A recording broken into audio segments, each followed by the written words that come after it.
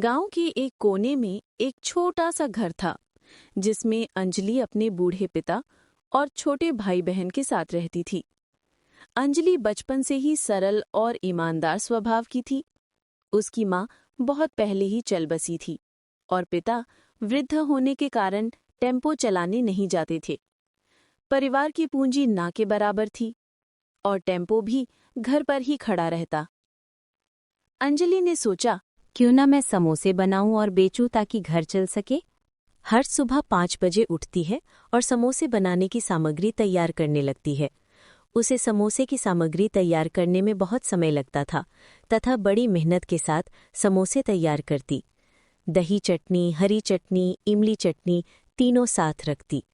राधा जानती थी कि स्वाद और अच्छा दिखना दोनों जरूरी है, वरना लोग नहीं रुकेंगे। वो सुबह सुबह समोसे और चटनी तैयार करके रख लेती तथा अपने टेम्पो पर लोड करके अपने ठेले की तरफ निकल जाती। उसे अपने घर से ठेले पर पहुंचने में लगभग आधा घंटा लगता था और वो ठेले पर पहुंचकर साफ सफाई करती तथा बहुत ही सफाई से समोसे सजाती। गांव में एक छोटी सी सड़क थी जहां रोज लोग मांझा से होते हुए गुजरते थे। वहां एक कोने में अंजलि छोटी सी ढकेल पर समोसे बेचना चालू करती है और मन में उम्मीद कि आज कुछ बिके। समोसे बनाने में खर्च आता आटा, आलू, तेल, मसाले, गैस, और पूरा गांव जानता था कि अंजलि बहुत कम मुनाफे पर काम करती थी। कभी तेल महंगा हो जाता, कभी आटा, कभी बिजली कट जाती तो तले बिना काम रुक जाता। कई बार गांव वालों ने कटु बातें भी कहा, इतने छोटे छोटे समोसे, क्या फायदा, तेरी चटनी ठीक नहीं है, आदि। लेकिन अंजलि ने हार नहीं मानी। एक दिन अचानक बाजार में एक समोसे का नया ठेला खुल गया। बड़े और चमचमाते समोसे, चमकीली पत्थर हरी चटनी, बड़ी कीमत पर। गांव के लोग उसे देखने में आकर्षक पाते और अंजलि के ठेले से पहले वे नए ठेले पर रुकते। अंजलि का बेचारा दिन खराब गुजरने लगा। आधे समय तो कुछ नहीं बिका। अंजलि के मन में तनाव बढ़ा। कैसे परिवार का पेट भरूं, उनकी उम्मीदें टूटने लगीं। लेकिन एक शाम जब वो उदास मन से समोसे की तरफ देख रही थी और वो बहुत उदास थी, तभी एक वृद्ध साधु वहां आ पहुंचा। वो बोल पड़ा, बेटी, तुम क्यों उदास हो? क्या परेशानी है? तुम मुझे बहुत चिंतित लग रही हो। बाबा, आज बहुत कम समोसे बिके। वो नया ठेला बहुत आकर्षक दिखता है। मुझे डर है कि मेरे छोटे छोटे समोसे बिकेंगे ही नहीं। मैं एक दाना पाउडर देता हूं, थोड़ा बहुत स्वाद बढ़ाने वाला, लेकिन शर्त है, इसे बहुत लालच से न डालना। जब भी तुम दिल से, अच्छे दिल से और नेक इरादे से लोगों को खिलाओगी, वो पाउडर काम करेगा। इतनी गरीबी में मैं चमत्कारों पर भरोसा करूं? फिर भी उसने पाउडर स्वीकार किया। साधु ने उसे स्नेहपूर्वक आश्वासन दिया। साधु अंजलि को ये बात समझकर वो वहां से चले गए। प्रताप कुछ समय बाद अंधेरा हो गया और अंजलि अपने दुकान से घर की ओर जाने लगी। अगली सुबह फिर राधा अपने टेम्पो में सामान भरने लगी तथा अपने ठेले की ओर प्रस्थान करने लगी। उसे अपने ठेले पर पहुंचने में काफी समय लगता था। अगले दिन अंजलि ने अपनी पुरानी रीत से ही काम किया, लेकिन मसालों में वो चुटकी भर पाउडर मिला डाली।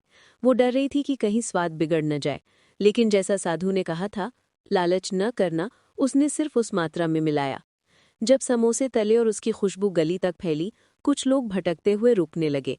एक ने पहला समोसा लिया, खाया और बोला, वाह, ये समोसा आज तक जितना स्वादिष्ट नहीं खाया।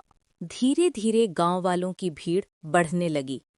कल तक उसकी दुकान पर कोई नहीं आता था, आज जल्दी जल्दी उसके सारे समोसे बिक गए।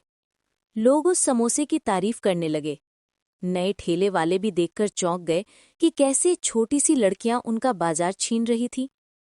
रुपए पैसे सब वही कम थे, लेकिन अंजलि ने दिखा दिया कि ईमानदारी और मेहनत से काम करने वाला अगर अच्छा उत्पाद दे तो लोग उसका साथ देते हैं। तो भाई मत सोचो, अब देर ना करो, लाल वाला बटन दबा के सब्सक्राइब तो करो, बेल भी बजा दो ताकि मिस ना हो बात। देवेंद्र टून्स पे मस्ती है दिन और रात। लेकिन सफलता ने कम नहीं की चुनौतियां। एक दिन ठेला मालिक, जो नए समोसे बेचने वाला था, परेशान होकर आया। उसने कहा, तुम इतनी कम कीमत पर कैसे बेचती हो? ये तो घाटे का व्यापार है।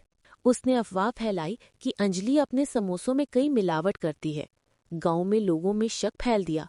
बोला, ये तो सुना है वो पाउडर डालती है, कौन जानता क्या है उसमें।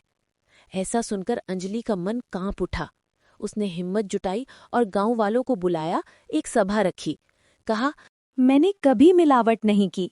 उस पाउडर ने मेरा काम आसान किया, लेकिन वो छोटा सा पैमाना है मेहमानवश। आप मुझे एक मौका दें, मैं आज खुलेआम समोसे बनाऊंगी, आप लोग देख लीजिए। गांव वाले आश्चर्य से देखने लगे। अंजलि ने सबके सामने समोसे तैयार किए। कोई मिलावट नहीं, कोई रासायनिक चीज नहीं, सिर्फ साधारण मसाले और मेहनत।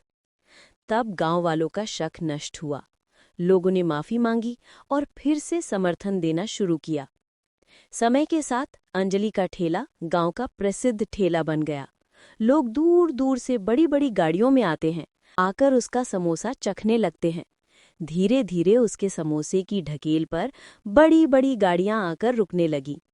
उसकी ईमानदारी, स्वाद और सरलता उसकी पहचान बन गई। उसने थोड़ा थोड़ा जमा किया, अपने भाई बहनों को पढ़ाया और पिता की तकलीफों का इलाज कराया। धीरे धीरे उसने एक छोटी सी दुकान खोल ली, जहां बैठकर लोग समोसा चटनी बेलन खाते थे।